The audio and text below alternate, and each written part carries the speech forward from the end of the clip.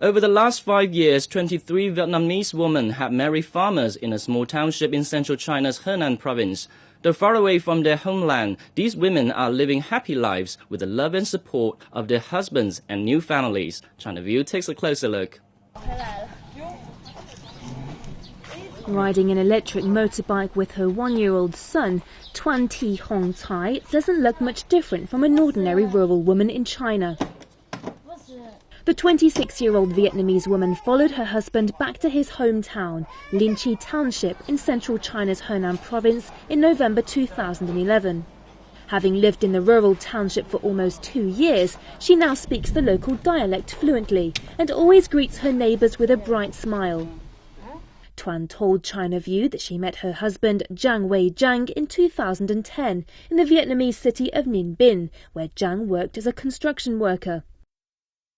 He was working at a construction site in Vietnam, and a mutual friend of ours introduced me to him. He has many good qualities and always takes good care of me.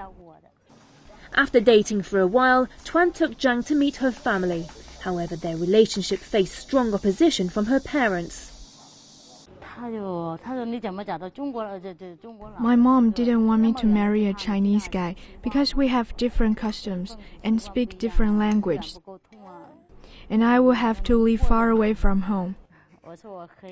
I told her that I could make this work, but she and my sisters were all against me.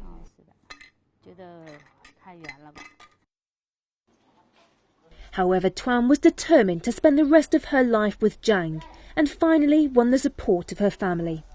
After a simple wedding in Vietnam, the couple came back to Linh Chi, and soon after, their son was born. To support the family, her husband left home in May to work on a year-long construction project in Indonesia. Tuan said she misses him a lot, but has never regretted following him to China. When we got married, I gave him my heart. I didn't hesitate to give up all I had and come here. According to the township government, 23 Vietnamese women have married local farmers since 2008.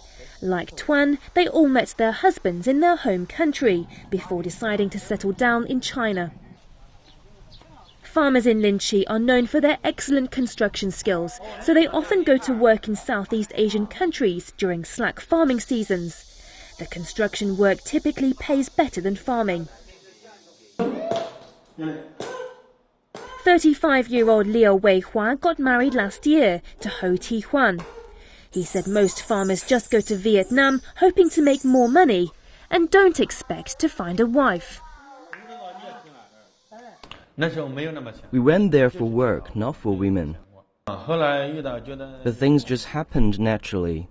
Sometimes two people are brought together by fate, and that's something you can't anticipate.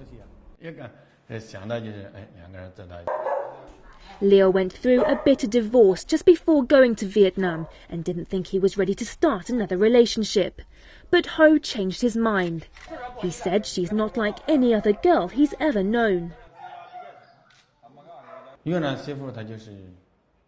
Vietnamese women are usually understanding wives and loving mothers.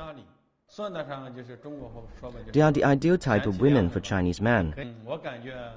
I'm very satisfied with my second marriage. I'm saying this from the bottom of my heart. The unusual number of Vietnamese wives in this small township has raised the eyebrows of outsiders. Some believe the women have married the men for money, while others believe the women were trafficked to China. But Leo said their suspicions are groundless, adding that the marriage didn't cost him any extra money other than the $4,800 he spent on the wedding. When we got married, her family didn't ask me for any money. Her family lives a pretty decent life in Vietnam. They have nearly 3 hectares of land, and her father is a village head. My wife also had a pretty good job there. Liu Jianhua, who brought his Vietnamese wife home in July last year, said most Vietnamese women are not materialistic.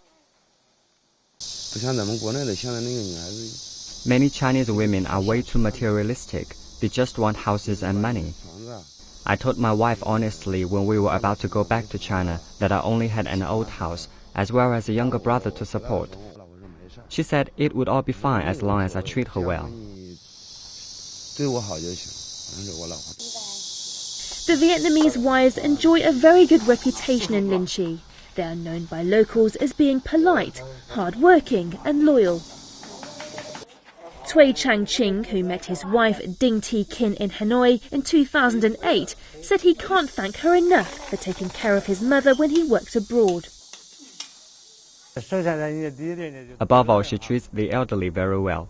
Earlier this year, my mother fell down the stairs and had to stay in bed.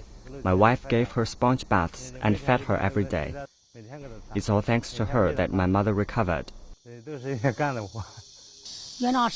My daughter-in-law brought all her Vietnamese friends to visit me while I was recovering. It made me very happy.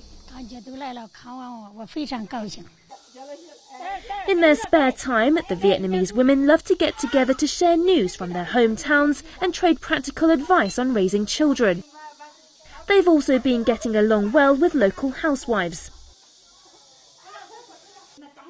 There's only one problem that keeps bothering them.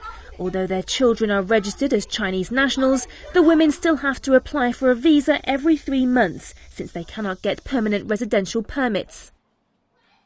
According to Chinese immigration law, if a foreign woman wants to apply for a permanent residential permit after marrying a Chinese man, she has to be married for at least 5 years and have lived in China for at least 5 years. Tuan said she's looking forward to getting the permit, as she's already taken China as her second home. For me, it doesn't matter where you live if it can make you feel like home. It takes time to adjust, but as long as I know that my husband loves me and cares about me, I don't feel lonely.